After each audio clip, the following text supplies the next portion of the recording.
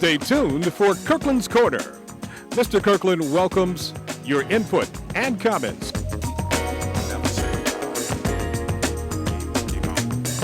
And I'm not going to ask too many questions unless I have to, because we have the honor of having with us this morning our superintendent of Buffalo Public Schools, and I know he's been in the news quite a bit lately, and so the number here is 837-1112. And I'm going to try and give the audience the opportunity to ask as many questions as they would like. But first, I'd like for the superintendent to, more or less tell us what he feels we need to know, and then we'll get to the mics. And let me say, welcome, Brother Superintendent. It's always a pleasure. Thank you, Mr. Kirkland, and I think I need to do this more often because. You're the man. I told you it's always open.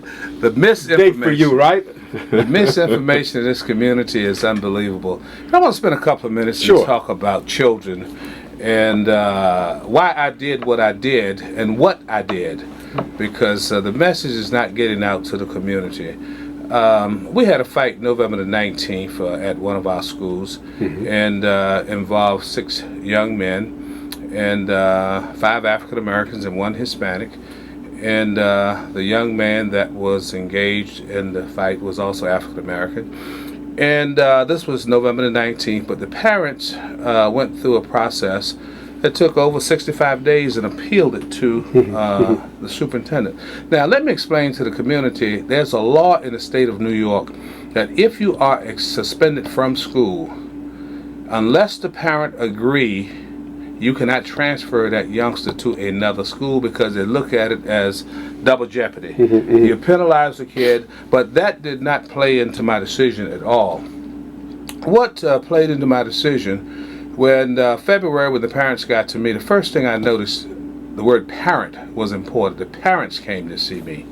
And there were mothers and fathers in this group, and the young men came in. And the Hispanic young man, parents could not speak English, so we had an interpreter there. And I met with the parents, and I heard the situation. They explained to me what was what.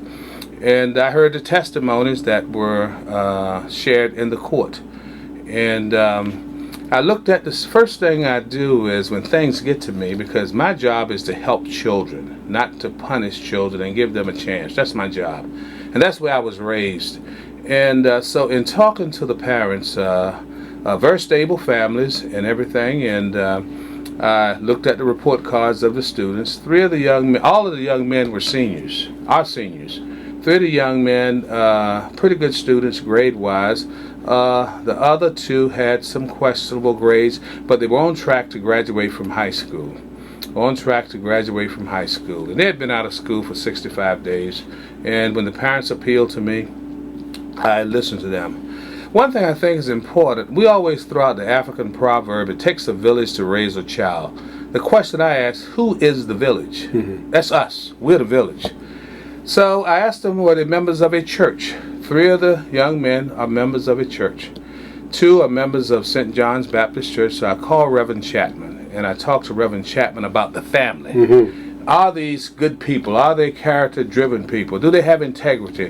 What about the young men? And he spoke very highly of them. And I asked him, would he work with the system to work with the families? And he said yes. He said, Brother Williams, anything you ask for, giving them jobs, mentoring them, whatever, we'll do it to help. Then I called Reverend Henning, another one of the youngsters, part of his. He said the same thing. Then I called the pastor of the Hispanic young man. I can't pronounce his name, and I apologize for that. And they said the same thing. Then I got my multilingual staff engaged because the parents could not speak English. And we set a plan together. I called Dwayne Ferguson from Mad Dad.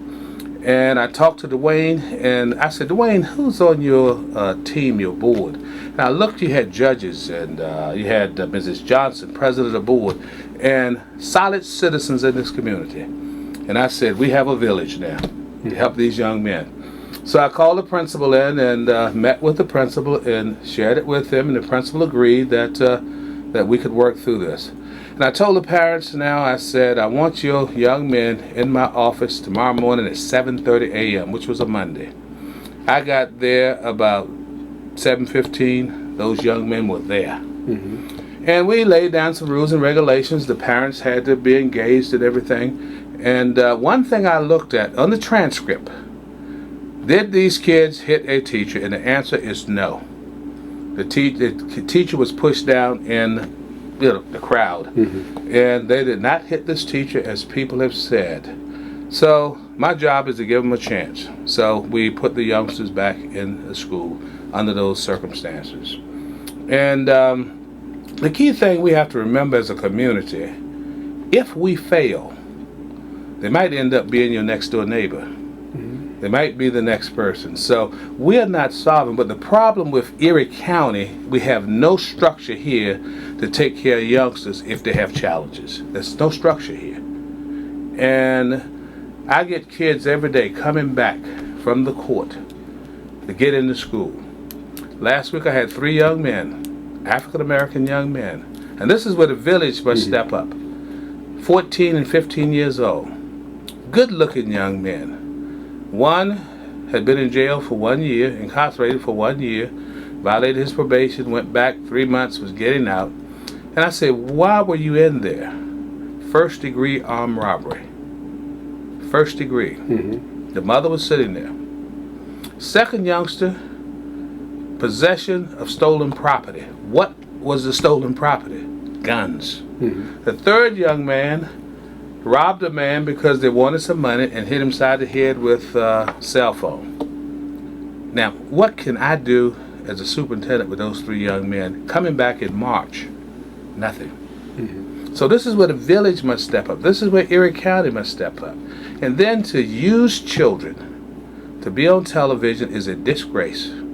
It's a disgrace. And that's what I see is happening. And the disappointing part, community, I have not received a call from no one from the minority community except Reverend Chapman, Reverend Henning, Reverend Stenhouse. I was very disappointed because these are our children. If we do not have black men in our society, our race is over. And when you go down to the court, you see black boys with problems. So I made a decision. I stand by it. I deal with individuals one at a time. But the media treated that and I told the families, I said, now when you go back, are you mentally and physically prepared to be abused by this community? Because they're coming after you. And they're going to come after the superintendent. But I don't care. I did what I felt was right. And I know it was right because I gave them a chance to be successful. We don't have thugs in our school system. We have youngsters with problems. And I read the front page of the newspaper today, and read it, folks, about the bums. I read that. And they said the kids are nice kids. But when they talk about Buffalo kids, they're thugs. And I detest that. And this community should be in uproar. After let's listen to Martin Luther King before I came on, folks, if that didn't motivate you to get up and stand up for this school system, I don't know what will. Very good. Sure, I read that piece too. I was going to mention it, and you have. I also am a watcher of court decisions in this city. And when white kids get in trouble, it's amazing how many people come and vouch for them. Even the DA at times, will slacken off his normal demeanor when it comes to black kids. My question, I guess, 837-1112. I'm going to open the lines up now for all of you out there who want to call, and I know should be a number of you calling if for no other reason than to say that you're supporting the superintendent. 837-1112. It's election year. I remember, and I'll tell you this brief little story. A previous superintendent was James Harris. I remember running into him in Gigi's. And it was election year. And he said to me that he was in trouble politically. He said because he needed 2 seats to stay as superintendent. And I called out some key names in this town who are in politics. And he said they were all non-committal. So I ran across one man who was a politician, and he said one of the reasons was that Harris was not supporting their program. Their program was a program where some of the money's budget there would come over to a certain kind of program they had after school or what have you. The upshot was that in order to ensure that Harris was defeated, this community put forth 5 candidates. The majority community put forth 2, because that's all they needed was 2 seats. Okay? They got their 2 seats, and of course Harris had to leave here. I ran that little story, and I don't know whether you can comment on that or not. Do you feel that there's anything of this nature afoot today in reference to you? That's not a concern. That's not. But I'm just wondering if you think think whether it's a concern or not. It could happen. I'm just wondering if have you felt any kind of I should say, have you gained any kind of information that this kind of thing may be happening to you? That's all. Now, people often bring up whatever happened to Dr. Harris, and that's the nature of this business. That's the tenure of an urban superintendent is 2.5 years in this country, and that's the nature of the business. When I came here, I'm on a mission to this community. I didn't come here to adjust to anyone else's programs. I came here to implement a program that I think will help children in urban school districts. I hear the words out there that Mr. Moore is running candidates. That's his business. That's his business. If he can buy the election, that's his business. But I'm spiritually focused. I'm a strong individual. My parents raised me very well. And I don't lose my focus because of things like that. If that's what the community wants to do, and they back that, remember this: 80% of the population in the Buffalo public school system are minorities. And this is not a racial situation. This is the way things are. And those individuals must be given an opportunity to be successful. Now, the positive things that are going on, we're going to have great schools. Great facilities. You don't see that happening anywhere else in the country. I applaud the legislators and the mayor, Mayor Brown, for the work that he's done since I've been here working with me. And I apologize also, I got several calls from the mayor during the process. I got several calls from him. And we talked about the situation here in the community. Because we have agreed we are going to work together to try to turn this system around to make the quality of life here good for all individuals. And so those things don't bother me. Send me what you have, and the board structure is set up to have policies to follow, and I move forward. But why do you think if if race is not an issue, why do you think that they attack you for trying to help students here in Buffalo, when in the suburban areas they can help students and they don't get that kind of attack? We allow that to happen. Okay. It's not. You're not saying it's not racist, but we allow it to happen. We allow it to happen. Yeah, okay, I can understand that. I was out last week. I was very honored to be invited to Clarence High School to serve on a panel, and they had about 100 students there from all over, and had kids there from Frontier. And you know, I've read about Frontier, and they had 3 schools from Buffalo: Lafayette, Hutch Tech, and Grover Cleveland. And I'm so proud of our students. And the teachers there, they stood their ground. And they talked about divorced families. They talked about violence in schools. They talked about a lot of social issues. And I asked the question, I said, how many of you all would like to become teachers? And the reason I asked that, because they had the right idea about what should be done to help children. See, teachers, principals, superintendents, our job is to help children. That's our job. It's not to kick children out. Now, sometimes we have to remove some, but our job is to help children. And the key thing, if you're not interested in doing that, you should leave, because you did not go in this. You were not drafted to do this. We selected to do this. There's no draft to teach. And your job is to help children, and regardless of their economic status. Regardless of their social, economic status, or their race, that's our job. Okay, 837-1112. Now, I know there's got to be some people out there. I don't think I don't think you frightened them all away today with your presentation. 837-1112. Here's your opportunity. Give us a call. Don't be. I hope I'm getting through. Nobody's calling. I'm just wondering whether we're hooked up over there right. Whether we're getting through the message is getting out to the public. I'm still haven't adjusted to this setup that they've put here on me with videotaping it and everything else, because it does impact on the audio. You're getting through? Okay, good. I didn't know this, but I found out that people are saying that I escorted these boys back into the school. I saw that in the paper, yeah. And first of all, Reverend Pridgeon thought that. We had a long conversation afterwards, and first of all, I didn't have to escort them back. I didn't escort But even if you did. Yeah. But even if you had escorted them back, what's the violation? And I'm just curious. That's correct. And so it's just so much misinformation. One of the parents came to me and said, Dr. Williams, my son cannot stand the pressure that the teachers are putting on him. And I want him to be homeschooled, and would you help us? I helped her. And so this is a helping profession. That's the way I'm. See, I'm from the South, and I look at things just a little different than I'm from the South too. than how we look at it here in Buffalo.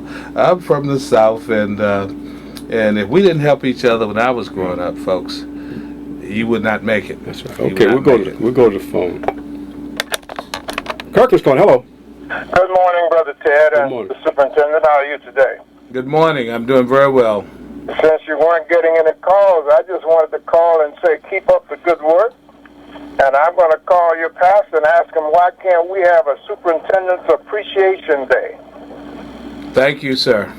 Okay. But keep up the good work. Okay, and if we need some men folk, can we count on you? Yeah, always, Brother Ted. You know that. All right, You know okay. you recognize my voice. All right, okay, good enough. Thanks All very right. much. Thank you. Kirkland's calling. Hello. Yes, good day, Brother Ted and Yes. Superintendent. A couple of quick questions, just to try to get facts straight.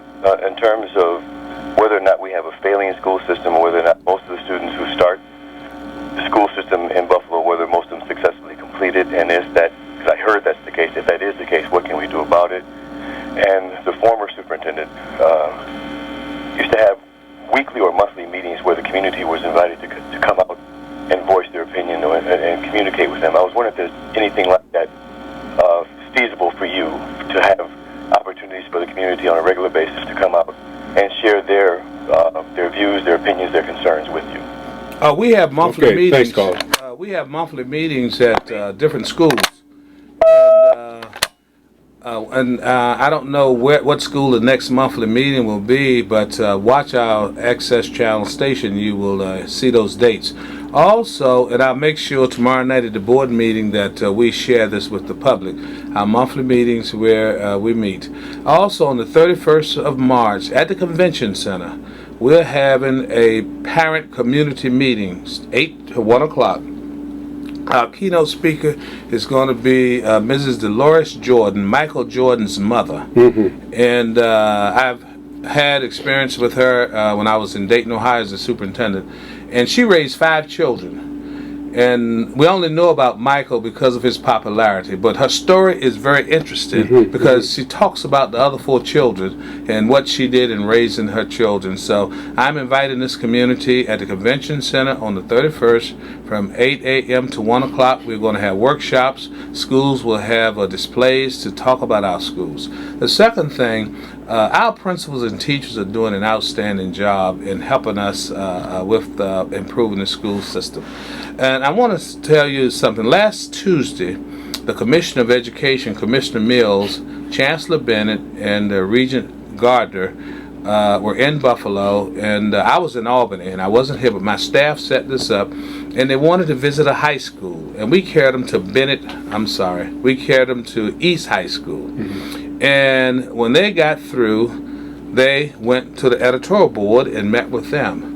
And Chancellor Bennett, and I'm quoting, said to me that was the best run school he's been in the state of New York since they've been visiting schools, and he commended us. I want to commend the teachers over there. I want to commend Mrs. Horton, the principal over there. East High School is a $25 million newly renovated school. It's in partnership with the University of Buffalo, the bioinformatics program. And I just want to, but did you see it in the newspaper? They met with the editorial board. I have not seen it in the newspaper. I just left School 27, the Buffalo Sabres, over there because the 4th grade class at School 27 read over 310 books. It's a reading contest. And when I talked to those kids, they knew what they were being taught. So our system is coming around. Only 3%, and I shared this with Pete Simon in the Buffalo News, of our students have come through the discipline process.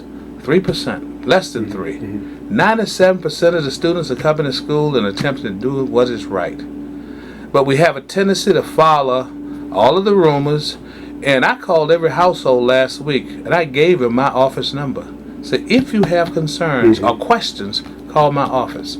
So the system is progressing despite all of the other issues that you read about in the newspaper, and you see Mr. Remore on TV and his comments. I want to see him in some classrooms and visiting these schools where things are happening, because I'm fed up with people trying to ruin the school system with their negative comments. Yes, we have problems. They have problems in every school district in this country. But in order to solve it, it's going to take the village, folks, and the village must be us. 837-1112, Superintendent Williams, Buffalo Public School System. Give us a call now. People wanted him, and we have him. But you're not calling in. 837-1112. I know you can't be afraid, to call in. He's a big man, but he's not a gorilla or nothing like that, huh? They're working. I worried about that. Now, with this change in time, this 12 to 1, they moved me from 11 to 12, first of the year, and now to 12 to 1. And I was concerned about this change, as to whether it was a good change or a bad change. But then, people may be working or whatever. But we'll see what we can do. Kirkland's calling. Hello. Hi, Ted. You're Bailey. I think Dr. Williams is doing an excellent job. That's all I have to say. Okay. Thank you, ma'am. Okay. Thank you, ma'am. Bye. Thank you. Kirkland's calling. Hello. Yeah, I appreciate his answer. I don't think he answered the question in terms of, do we have a failing school system? Do most of the students successfully complete or not complete? Okay. Thanks, in our school system? All right. Did you? Yes, and a couple of other things I want to, some positive things. When I came here 22 months ago, this system had consistently, for the last 7 years, balanced their books by laying people off because you cannot run a deficit. And we had some structural problems, and we're still dealing with the single health carrier. And we made a decision. I said we, the Board of Education, supported the decision that we move to the single carrier, and we're saving pretty close to $1.1 million a month by replicating the services. Now, we balanced our books this year with a surplus.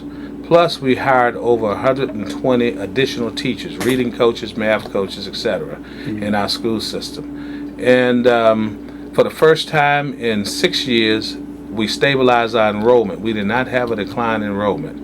We were able to negotiate a contract with our engineers and custodians, and the crucial piece about that is they are allowing us to keep our schools open an hour and a half after school with no overtime. Let me get some of these calls before I lose them.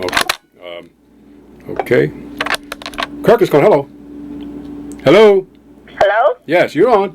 Oh, I'd like to tell Dr. Williams I think he's doing a great job, and I never hear anything positive about our schools. I know we have difficulty in the school, but so did our schools. But you never hear anything positive about our schools. But when they fight and all the rest of this stuff go on, you hear about it. Okay. And Dr. Williams did a fantastic job getting the kids back in school. Now it's up to the kids to prove that he wasn't wrong. That is Thank correct. you. Thank you, ma'am. Thank you. Kirkland's calling. Hello. Yes, I was wondering if when Dr. Williams worked in another city, did he encounter the same type of problems he's covering or experiencing in Buffalo, New York? And if so, is it any difference? Yes, Thanks, I have worked in Washington, D.C., Dayton, Ohio, And we had similar problems, but the community worked together. You know, people like Donnell Gregory, people like Scotty, and I can name you hundreds of youngsters that had problems, that have finished school and have jobs. You know, you take your wide receiver here, Peerless Price. Peerless is from Dayton, Ohio, came out of Meadowdale High School. Good kid. Came through, you know, so we've had similar, in Washington, D.C., I was a high school principal, similar problems, but we work with children. My teachers work with children. We did not badmouth and run to the press about children. The press cannot solve one problem in this community or the school district. Okay. Kirkland, hello. Yeah, hello. I had a question for Dr. Williams. Sure. Go ahead. Dr. Williams, how do you justify having these children return to performing arts and then asking the victim to switch schools? Well, number one, I didn't ask the victim to switch school. When I met with, see, you have to, and I'm not going to expose them anymore, you have to be there to head a total situation based on what happened. Now, the victim and these boys live around the corner from each other. And with the victim, and the grandmother is raising the young man. She's been with him since 3 years of age, and there are some challenges there that this community must work with. So to get in why the situation, the privacy of the youngster is very important to me. I told you the situation, so it has no bearing on the initial decision, because there are other issues that I'm not going to just get on radio and talk about, because it's against the law what this community has done. They expose these kids on TV. They have told things that are not true. You have a corporation counsel, not the corporation counsel, but grand jury investigation District attorney. I wonder what he's running for, but anyway. Grand jury investigation over a fight. Yeah. I can give him some real serious things that I need some investigation on. But you know, there, you know, what part that was really interesting to me was how the media ran for 3, 4, 5 days on a rumor. They talked about a rumor that these kids were going to get the victim again or something. No substantial evidence, just a rumor, and they just exploited, you know, that particular issue, you know, and it just continued. It just continued. Even today, they're still trying to connect. Now, we have incidents in our schools every day. Don't get me wrong, folks. And we have incidents in all schools across the country every day. And I have to look at them as individuals, not collectively. And I'm going to do what I think is right, because that's my job. That's what I'm going to do, and I can't do it any other way. Okay, 837-1112. Let's hear from you. 837-1112. Kirkland's calling. Hello. Good morning. Just to piggyback on your prior caller, I'm interested. You're sort of breaking up a little bit, caller. Go ahead.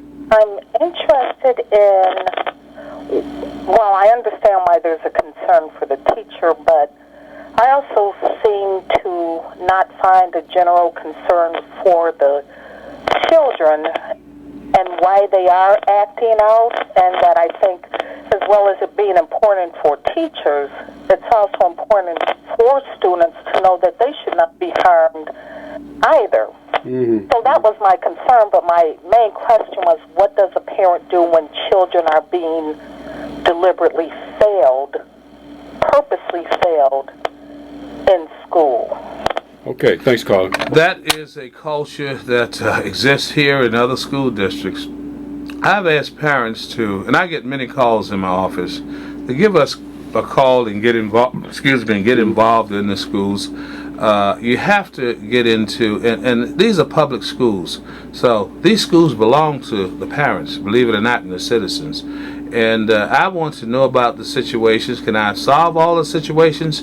No, but at least we need to raise the questions and try to have discussions with our leaders and the union representatives, etc. Now, another thing, we have a contract with Cornell University dealing with the 40 developmental assets, and we're in 20 schools trying to work with the behavior of youngsters. And they did a survey, and one of the main problems that we have in Buffalo School District is lack of relationships between teachers and students.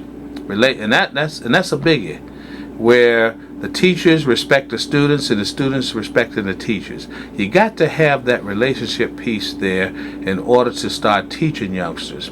I got a letter from a young man from School 39, Martin Luther King, and I called the mother and I said, "Why did you write this letter for your son?" She said, "Dr. Williams, I did not write that for him. This was one of the best written letters I've ever seen, a 6th grader. And he was asking for help. And the help that he was asking for, he said, my teachers are on the cell phone in the classrooms all during the time they're supposed to be teaching me." Now, this is from a 6th grader. And he said, "Can you help me?" And the mother said, "My son," she hadn't seen the letter. I talked to the mother, and I plan to go over and meet with the youngster because there were some interesting things in this letter. So we have some challenges here, but we have some very good teachers that are doing what they're supposed to do. I just left School 27, and those 4th grade teachers over at 27, I can't recall their names, they're doing an outstanding job. I met the math teacher who's running an after-school program, doing an outstanding job. So, but the 2 or 3% on either side where we have challenges, that's what is promoted in our newspaper. In this morning's paper, I think this morning, I read something in reference to law, some school board members trying to, not just in Buffalo, but school board members trying to get a law passed would be easier to deal with tenured teachers and others. Yes. That's a difficult problem for a superintendent. You know, how do you deal with a teacher who's not performing? There's a law here called 3020A. That it deals with public employees in termination. In the article, and I have the data to support it, it takes about 520 days to terminate an employee, and it costs about $130,000. Because what you have to do when an employee is accused of something, whatever it is, you have to put them on leave with pay. And it could take 520 days, so you're still paying the salary for that employee, and so most school districts can't afford to do that. So you're the superintendent, Byron Brown is the mayor. Even though you're the 2 top chief executive officers, let's put it that way, you know, of it, and that is the epitome of the institution. You really don't have total control over who is working under you, because they're already locked in per se.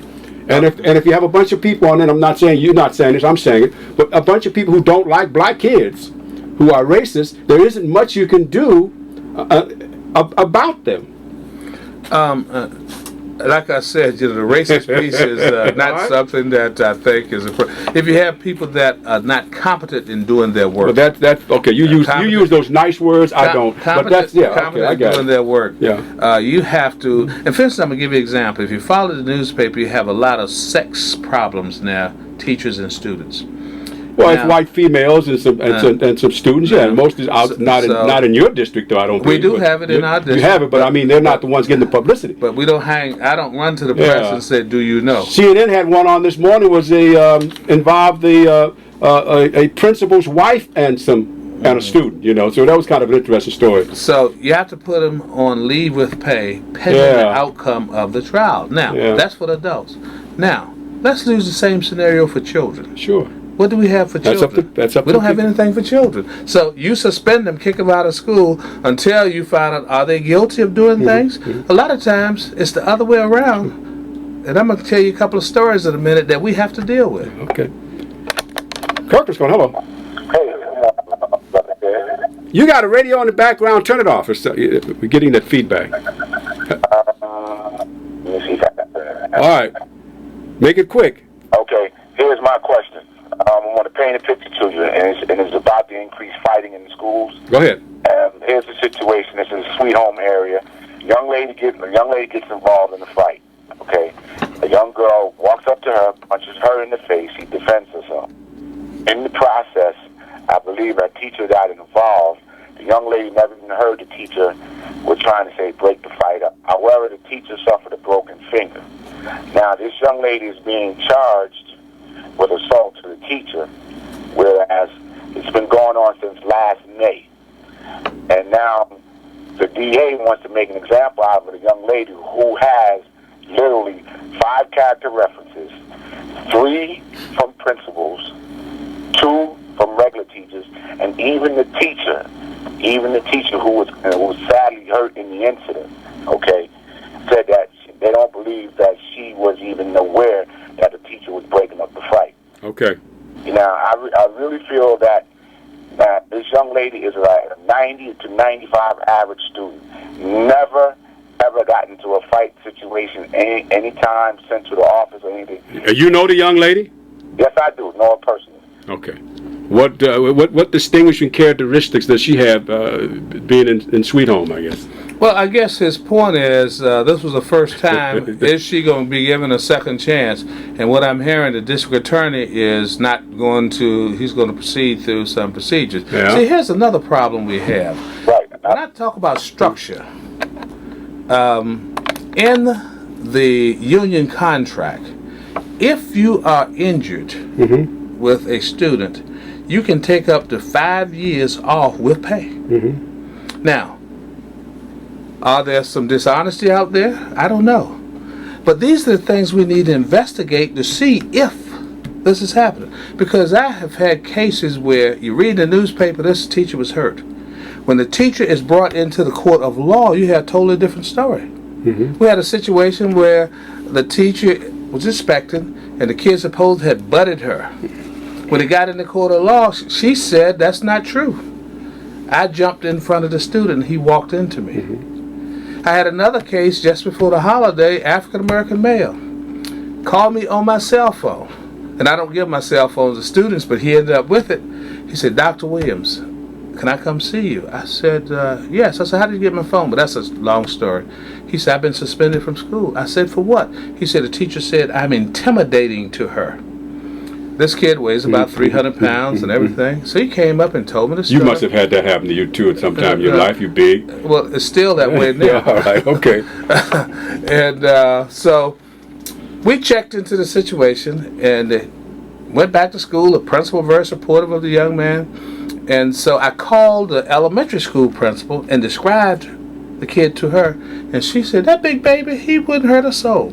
AB student, 11th grader. After the holiday, the police came to the school to arrest the kid because the teacher had gotten a stay away order. The principal said no. So this kid is taking his test. So anyway, the kid ended up in court. The mother is employed by the Buffalo Public School System at one of our schools and could not get off from work because of her job. That's another story. So I said, ma'am, can I work with your son? She said yes. Went to court. The judge ordered us to remove this kid from the school. The lawyer said, I want to go to trial. So I got involved and talked to some people. And I said, look at this case. They looked at it. No criminal charge. Nothing.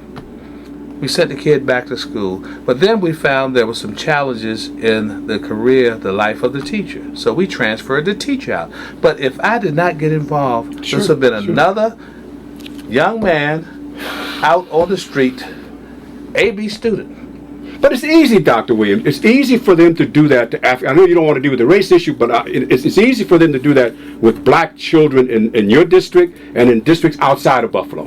And for some reason, the DA is certainly a lot harder on blacks, getting indictments than on anyone else. In this area, anyway. All right, I'll go to another call. But that's the way it is all over the country. Well, that's fine, but it's still there, and I'm with you that this community has to get riled up this community and deal with your district attorney, who is an elected official. I don't know what he's running for. He must be trying to get something. I'm going to try and get him on here one day to see just what he's after, because the press seems to be focusing on him every day, getting him on television, and there's always something that he has to say. But anyway, we'll go to another call.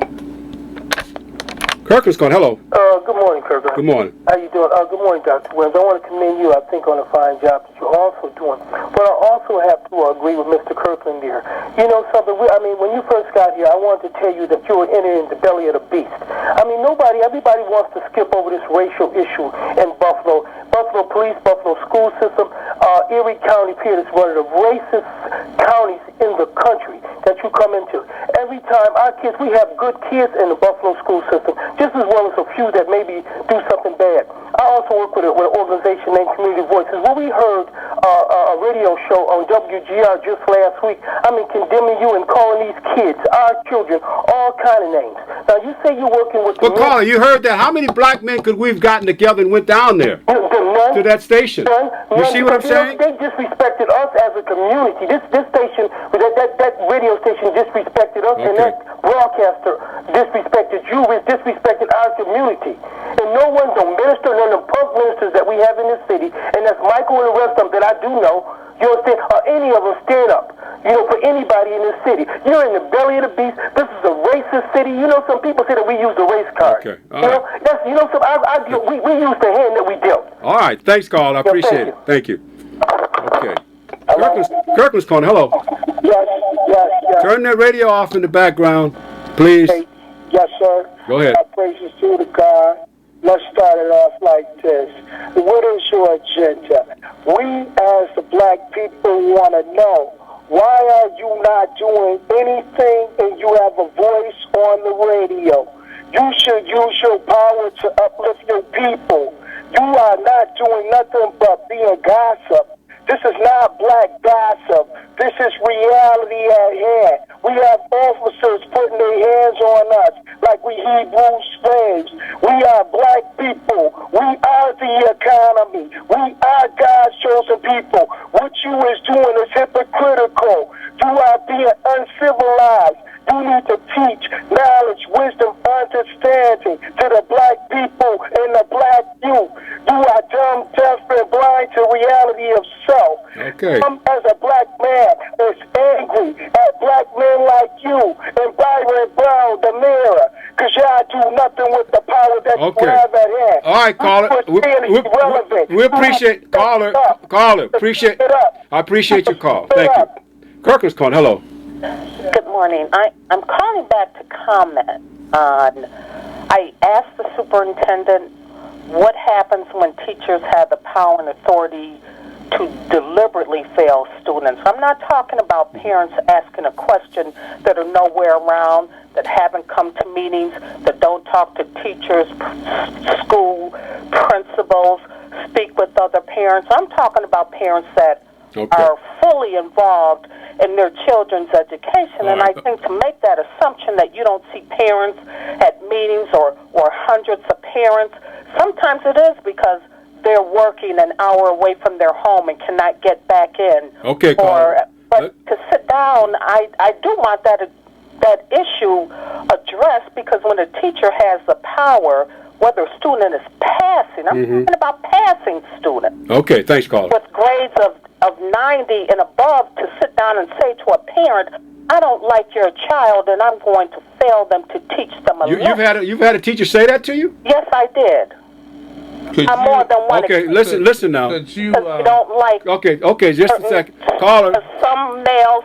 Caller. Yes, sir. Okay, hold on a minute. The superintendent wants to make a statement. Go ahead.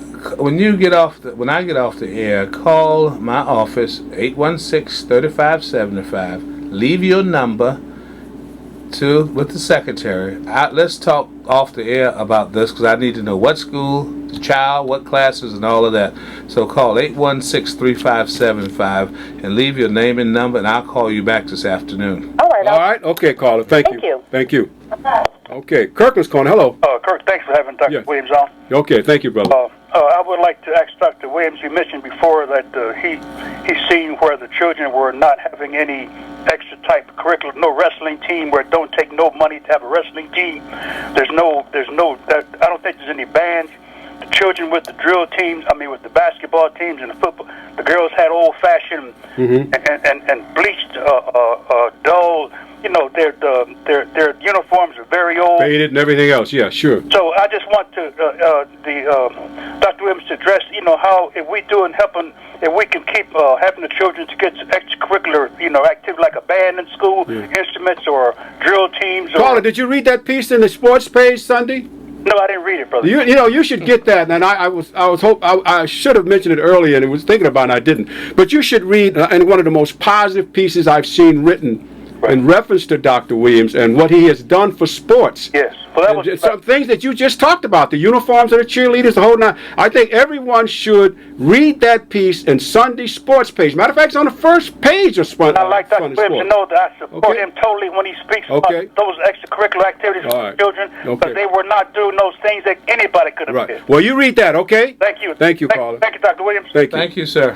Kirkland's calling. Hello. Yes. Good morning. Dr. Williams, that piece of property that's on Broadway, the old Kmart, I understand that the Buffalo school system is proposing to purchase that and put an alternative school there. Can you explain about that? Okay, caller. Thank you. Yes.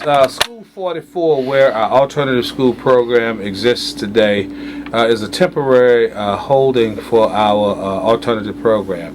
We are working with a company called Result Tech to purchase that property on Broadway and turn it into a alternative school that will house pretty close to 1,000 youngsters. We want to look at youngsters coming in different shifts. Now, this is not a holding place.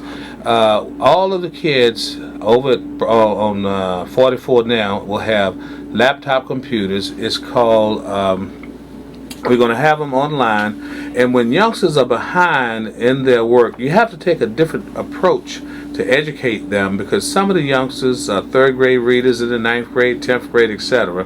So we're going to have a project-based approach to teaching youngsters to get their interest. So we're very excited about that project. We've just sent a letter to State Education Department to hopefully get some funding for the facility so we can set up an alternative program that we will be proud of, because I'm predicting once we open it up within 3 years, it's going to be an academic factory turning out good students, because there's nothing wrong with our students' minds. We just have to work with them on some of their behaviors. Kirkland's calling. Hello. Good afternoon, Mr. Kirkland. This is Ms. Doyle, and good afternoon to the superintendent.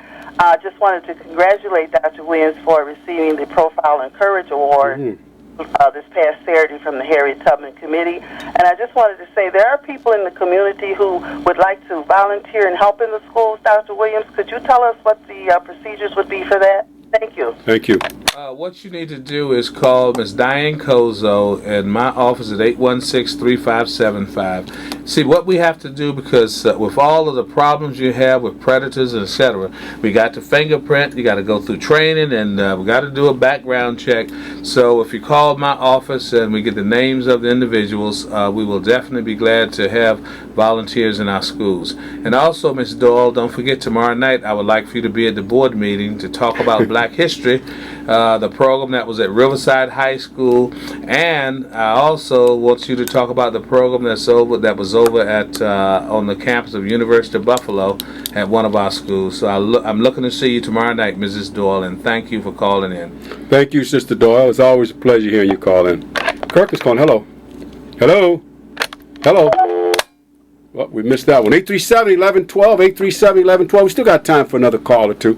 So give us a quick call, and we'll get the superintendent to respond. Anything we might have forgotten, we want to say while we're waiting for a call. One thing, this Saturday morning at 9 o'clock, McKinley High School basketball team is in the Final Four. That's right. In the state. And let's give Mrs. Barton and the McKinley, Mr. Day, the coach, and all of them our strong support in this community. And hopefully they can bring a state championship to our, and that's helping children, to bring a state championship back here to Buffalo, New York. Okay.